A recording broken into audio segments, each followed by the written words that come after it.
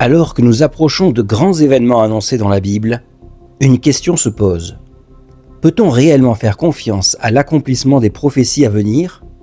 Dans cette vidéo, je vous propose d'examiner certaines prophéties déjà accomplies, en particulier celles relatives à Jésus-Christ. Le but est simple. Si les prophéties du passé se sont réalisées, alors celles qui s'en viennent se réaliseront.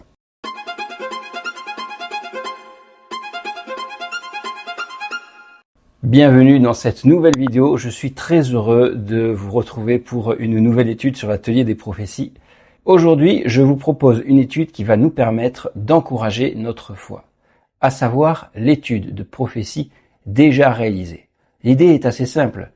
Si les prophéties du passé se sont réalisées, alors celles qui s'en viennent vont aussi se réaliser. Donc c'est parce que nous avons une foi forte, une confiance forte en Christ, qu'il va nous garder du jour de l'épreuve. Et il le dit en Apocalypse chapitre 3, à la congrégation, à l'assemblée de Philadelphie, où il dit « Parce que tu as gardé ma parole, je vais te garder du jour de l'épreuve. » Donc, on va profiter de ces quelques instants ensemble pour pouvoir s'encourager et regarder justement certaines prophéties qui se sont déjà réalisées. Je vous propose de faire un petit saut en 1947.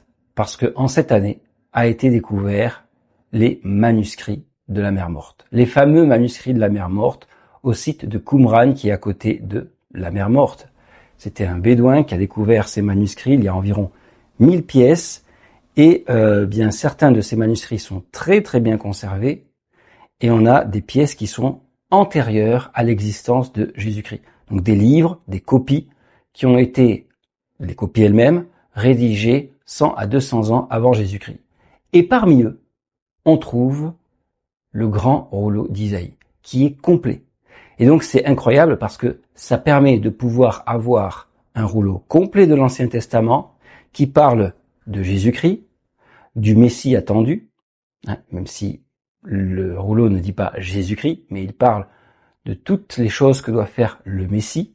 On peut comparer si les actions du Messie, son message, correspond bien au profil de Jésus, ce qui pourrait attester la véracité du Messie incarné en Jésus-Christ. Alors bien sûr, je vous le dis tout de suite, il n'y a pas de preuve absolue.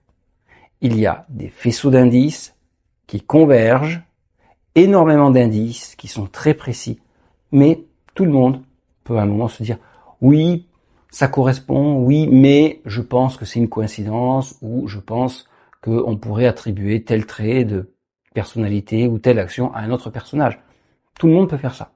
Donc oui, il n'y a pas de preuve irréfutable. Mais il y a un faisceau d'indices très solide avec énormément d'indices qui, à mon sens, peuvent suffire à déterminer que les rouleaux d'Isaïe parlent bien de Jésus. Maintenant, ça, c'est à vous de le vérifier par vous-même. Si vous avez envie d'investiguer, c'est le moment de mettre sur pause. Je vous ai mis des références relatives aux prophéties messianiques que vous retrouvez en Isaïe et je complète cela par d'autres textes qui sont contenus, toujours en rapport avec le Messie, avec Jésus-Christ, mais qui sont dans d'autres livres de l'Ancien Testament qui eux aussi ont été retrouvés à Qumran. Dans ces autres livres, vous avez vraiment des exemples très parlants. Par exemple, vous avez la prophétie de Michée, chapitre 5, verset 2, relative à la naissance de Jésus à Bethléem, et vous retrouvez ici l'accomplissement en Matthieu, chapitre 2, verset 1. Vous avez bien sûr Isaïe, chapitre 7, 14, relative à la naissance de Jésus né d'une vierge, que vous retrouvez en Matthieu, chapitre 1, versets 22 à 23. Vous avez bien sûr d'autres exemples, par exemple, mise au tombeau d'un homme riche, Isaïe 53, 9, avec un accomplissement en Matthieu chapitre 27, versets 57 à 60. Ou encore, la manière dont Jésus est mis à mort en Zacharie chapitre 12, verset 10, et vous retrouvez l'accomplissement en Jean chapitre 19, versets 34 à 37. Mais nous, on va se consacrer surtout à l'étude des prophéties en Isaïe, puisque c'est ce rouleau qu'on a vraiment en entier. Et donc, je vous propose de lire ensemble 3 morceaux choisis, et à vous de vous faire une opinion et de dire si, pour vous, oui et non, ça correspond au Christ. Nous lisons en Isaïe chapitre 53 verset 3, « Méprisé et abandonné des hommes, homme de douleur et habitué à la souffrance, semblable à celui dont on détourne le visage. Nous l'avons dédaigné, nous n'avons fait de lui aucun cas. » On peut poursuivre avec les versets 5 à 7 toujours du chapitre 53 d'Isaïe, où nous lisons « Mais il était blessé pour nos péchés, brisé pour nos iniquités, le châtiment qui nous donne la paix est tombé sur lui. Et c'est par ses meurtrissures que nous sommes guéris. Nous étions tous errants comme des brebis, chacun suivait sa propre voie, et l'Éternel a fait retomber sur lui l'iniquité de nous tous. Il a été maltraité et opprimé, et il n'a point ouvert la bouche, semblable à un agneau qu'on mène à la boucherie, à une brebis muette devant ceux qui la tondent.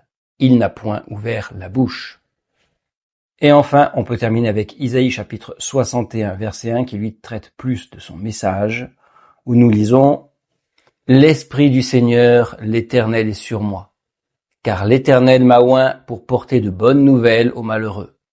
Il m'a envoyé pour guérir ceux qui ont le cœur brisé, pour proclamer aux captifs la liberté et aux prisonniers la délivrance. » Alors, si vous avez vérifié par vous-même, si vous avez pris les textes que je vous ai donnés en référence, ainsi que les textes que nous avons lus ensemble, eh bien il apparaît que ça correspond point par point avec Jésus de Nazareth. Parce que quand on met toutes ces prophéties ensemble, on arrive à voir la personnalité du Christ, ses actions, son message, les miracles aussi. Et dans l'histoire, eh bien c'est le seul homme identifié qui correspond à ces critères tels que vus dans ce que nous venons de lire.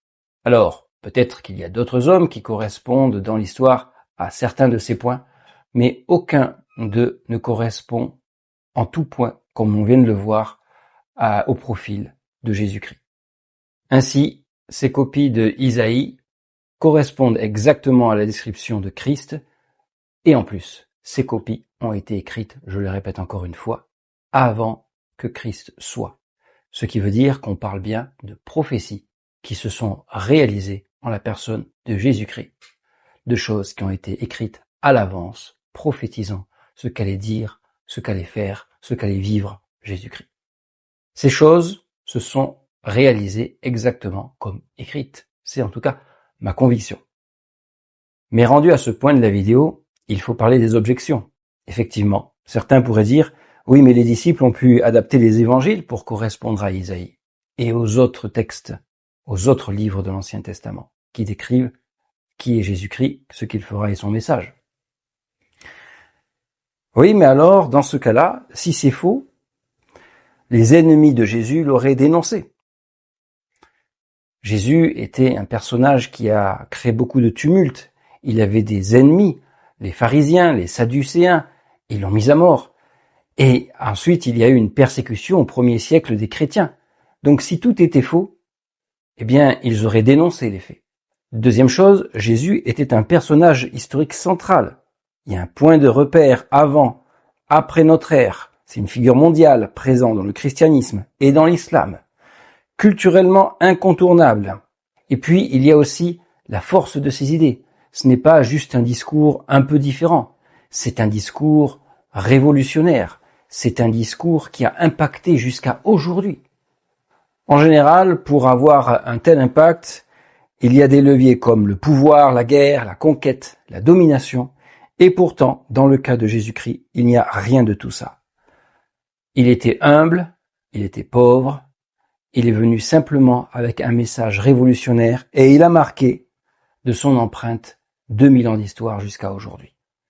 Troisièmement, on peut parler des disciples. Ce n'était pas une élite qui était organisée, ni pour la plupart très instruite. Il est peu probable qu'ils aient pu construire un système aussi abouti. On peut aussi dire, par rapport à ces disciples, qu'il y avait beaucoup de contraintes à l'époque. Il y avait des distances importantes, des déplacements lents, pas de communication rapide.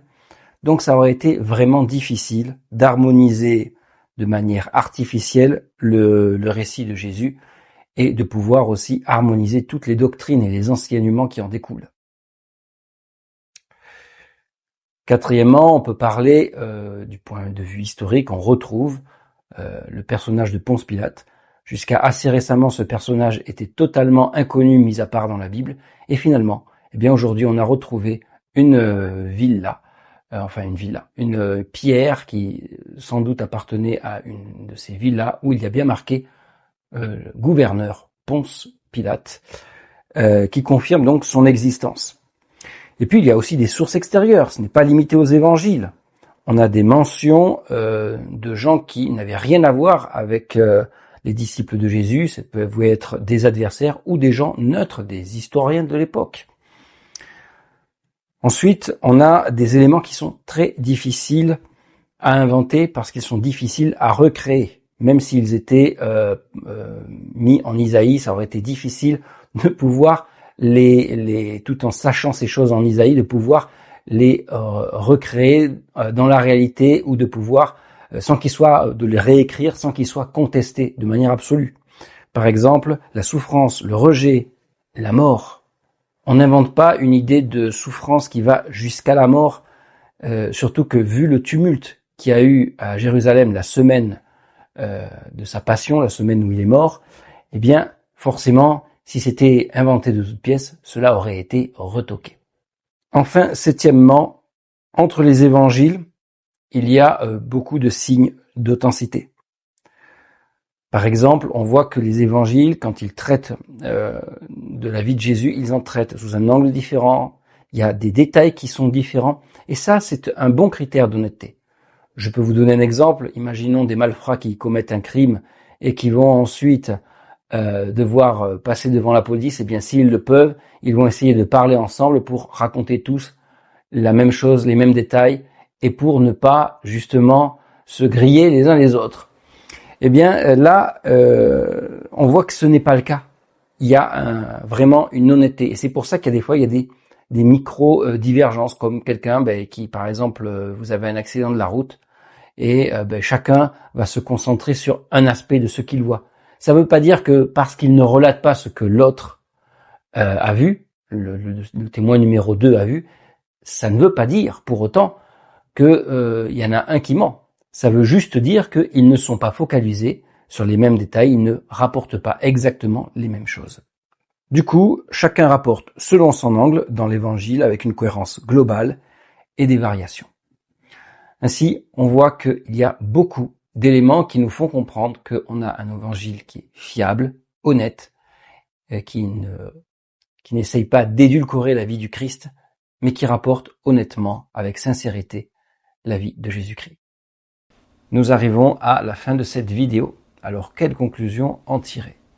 Eh bien, tout simplement que les passages messianiques concernant le Christ que l'on peut lire en Isaïe, eh bien, se réalisent tous en la personne de Jésus-Christ.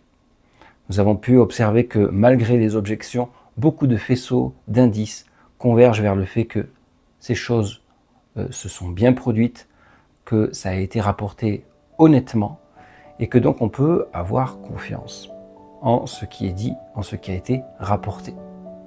C'est donc un encouragement pour notre foi, parce que ça veut dire que les prophéties qui ont été consignées se sont réalisées en la personne de Jésus-Christ.